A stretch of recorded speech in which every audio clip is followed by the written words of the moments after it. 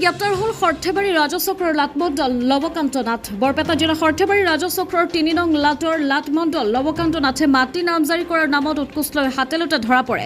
জানিব পৰা মতে মাটি নামজাৰি কৰাৰ বাবে মাটিৰ ৩ নং লাটৰ এজন লোকৰ পৰা ১ লাখ টকাত বন্দোবস্ত কৰি আজি ৰাজচক্ৰ বিষয়াৰ কাৰ্যালয়তে ৫,০০০ টকাৰ আগধন হিচাপে উৎকোচ লওঁতে দুৰ্নীতি নিবাৰক শাখাই হাতেলোতে ধৰা পেলায়। পিছত দুৰ্নীতি নিবাৰক শাখাই সৰ্থেবাৰী লাটমণ্ডলজনক গ্ৰেপ্তাৰ কৰিছে বুলি জানিব পৰা গৈছে। দুৰ্নীতিগ্ৰস্ত লাটমণ্ডলজনক কঠোৰ শাস্তি বিহাৰ বাবে ৰাইজৰ দলৰ বৰপেটা জিলা কাৰ্যকৰী সভাপতি দণ্ডিনাথ বৰ্মন, মানৱ অধিকাৰ সংগ্ৰাম সমিতিৰ অসমৰ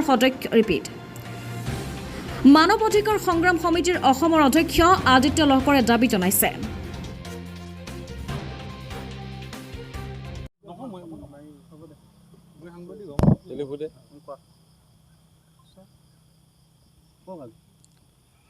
আজি সৰ্থেবাৰী ৰাজচক্ৰত মানে এটা সুখবৰ।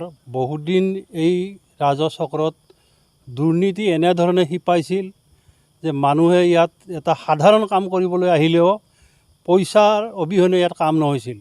কিন্তু আজি ইয়াত মানে মাজদিয়া ৩ নং লাটৰ মণ্ডল এজনে নামজাৰিৰ নামত ১ লাখ টকাৰ বন্দোবস্ত কৰি ৫,০০০ টকা আজি লৈছিল। আৰু ইয়াত ভিজিলেন্সে বৰপেটাৰ পৰা আহি ভিজিলেন্স গ্ৰুপে তেওঁক কৰায়ত্ব কৰিছে। গতিকে আমি এই ভিজিলেন্সক ধন্যবাদ জনাইছোঁ। আৰু যিজন ব্যক্তিয়ে এই কাৰ্যত মানে সহযোগ কৰিলে ধৰা কাৰ্যটোত আমি তেওঁকো ধন্যবাদ জনাইছোঁ। কাৰণ চাওক, আজি ইয়াত নামজাৰিৰ নামত বা সাধাৰণ এটা চিঠা হেৰি কৰাৰ নামত এনেধৰণে দুৰ্নীতি হৈছিল যে মানুহে ইয়াত ধোঁৱা কোৱা দেখিছিল।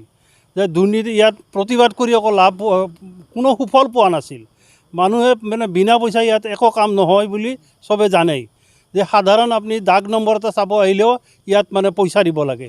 গতিকে এনেকুৱা হৈ গৈছে যে মানে আৰু ইয়াত মানে হেৰি নচলে, অফিচৰ ইয়াত নচলে, চলে বাহিৰত। মণ্ডলবিলাক চকীত নাথাকে, থাকে চাহ দোকানত। এই কথাটো আমি ইয়াৰ আগত চক্ৰ বিষয়াক লিখিত আকাৰত জনাইছিলোঁ আমি মানৱ অধিকাৰ সংগ্ৰাম সমিতি আৰু কৃষক মুক্তিয়ে, কিন্তু ফল নধৰিলে। ইয়াত চাওক, কিছুদিন আজি এবছৰ মানে আগত এজন গাঁওবুঢ়াই ইয়াৰ পৰা ৰিলিফৰ সাহায্যৰ সামগ্ৰী নি বিক্ৰী কৰিলে, আত্মসাৎ কৰিলে। আমি ইয়াত চক্ৰ বিষয়াক অভিযোগ দিলোঁ প্ৰমাণসহ, কিন্তু কোনো কাম নহ'ল। ইয়াত দুজনকৈ মণ্ডলক কৰায়ত্ব কৰা হ'ল, হাতলৈতে ধৰা হ'ল। কিন্তু তেওঁলোকে 15 দিন পিছতে আকৌ ঘূৰি আহি ইয়াত জইন কৰিলে। তাৰমানে ইয়াত এনেকুৱা হৈছে যে সকলো মিলি ইয়াত মানুহৰ ৰাইজৰ লুটৰাজ চলাই আছে। গতিকে আজি এটা বৰ সুখবৰ এই অঞ্চলৰ বা এই ৰাইজৰ কাৰণে যে এনেধৰণৰ কাৰ্য যাতে আৰু ভৱিষ্যতে নহয়, তাৰ কাৰণে আমি সকীয়াই দিছোঁ। গতিকে এই যিজন আজি লাটমণ্ডল নৱনাথক যাতে কোনো ক্ষেত্ৰতে ৰেহাই নিদিয়ে, তেওঁক গ্ৰেপ্তাৰ কৰাৰ আমি দাবী জনাইছোঁ। তেওঁক জেল দিয়াৰ দাবী জনাইছোঁ। অন্ততঃ তেওঁ যাতে 6 মাহলৈকে জেলৰ পৰা ওলাব নোৱাৰে। নিশ্চিতভাৱে আছে। আৰু এটা কথা কি, ওপৰৱালাই যদি পইচা নাখায়, মানে মাছ ফিচাৰ পৰা গেলে মূৰৰ পৰা নেগেলে। গতিকে ইয়াত এইটোৱে হৈ আছে। ইয়াত সাধাৰণ কেৰাণী এটাইও আপুনি ইয়াত এটা মানে যদি ইছ্যু কৰিব লাগে, এখন আপোনাৰ এপ্লিকেশ্যন এখন যদি আপুনি ইয়াত ইছ্যু কৰিব লগা হয়, তাতো পইচা দিব লাগে। কোনো মানে বিনা পইচা ইয়াত একো কাম নহয়। গতিকে এইটো এটা ভাল নজিৰ হৈ গ'ল। গতিকে ইয়াৰ পিছতো যাতে সজাগ হৈ ৰাইজে এনেধৰণে আজি যিটো কৰিলে যিজন ব্যক্তিয়ে, তেওঁক মই ধন্যবাদ দিছোঁ। আৰু তেনেকৈ যাতে পইচা খুজিলে যাতে হাতেলোতে ধৰি এনেকৈ ভিজিলেন্স গ্ৰুপকে হওক বা পুলিচৰ হাতত গতাই দিয়ে। আজি ইয়াত সাংবাদিক বন্ধুসকল লগ হৈছে, লগত আমাৰ ৰাইজৰ দল বা মানৱ অধিকাৰ এওঁলোকো আহিছে। খুব ভাল কথা। ইয়াত মানে মই এটা সাধাৰণ কথা কৈছোঁ, মই শিক্ষকতা কৰিছোঁ, এতিয়া ৰিটায়াৰ যদিও। সাধাৰণ কথা এটা, এওঁলোকে তাৰমানে মাটিৰ ডাক নম্বৰ চাব আহিলে এওঁলোকে নিদিয়ে।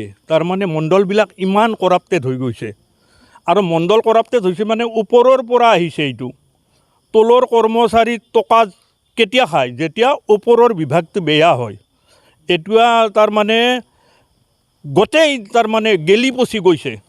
চৰকাৰে তাৰমানে এই সুবিধা দিছে, ক'ত দেখিছে ক'ৰবাত দেখিছে নেকি ধৰাৰ পিছত ক'ৰবাত জেল হোৱা দেখিছে আমি বিভিন্ন কৰাপশ্যন দেখিলোঁ ইয়াত গতিকে এইটোও মই ভাবোঁ এইটোও তেনেকৈ যাব গতিকে আপোনালোকে সজাগ হওক আমিও সজাগ হওঁ তাৰ মানে যাতে এওঁলোকে গ্ৰেপ্তাৰ হৈ যাতে ওলাই যাব নোৱাৰে এই কৰাপ্টেড আৰু ইমান কৰাপশ্যন অসম চৰকাৰে কেইটা জেলত আছে আপোনালোকে কওকচোন জানে নেকি কোনোবা জেলত থকা বুলি মুকাল হয় কিহৰ কাৰণে তাৰ মানে চৰকাৰৰ লগত লেনদেন আছে এইখিনিয়ে গতিকে কৰাপশ্যনৰ বিৰুদ্ধে সকলোৱে সজাগ হ'ব লাগে আপোনালোকে সজাগ হওক তেতিয়াহে তাৰ মানে শিক্ষা পাব আৰু চৰকাৰৰ সহযোগ নাথাকিলে ইমান কৰাপশ্যন হ'ব নোৱাৰে সৰ্থেবাৰীৰ পৰা নৱজিৎ নাথৰ ৰিপৰ্ট অমৃত নিউজ 24/7 অমৃত প্ৰবাহ অসমীয়া সাপ্তাহিক কাকতৰ ডিজিটেল সংস্কৰণ অমৃত নিউজ সত্যৰ সন্ধানত অমৃত নিউজ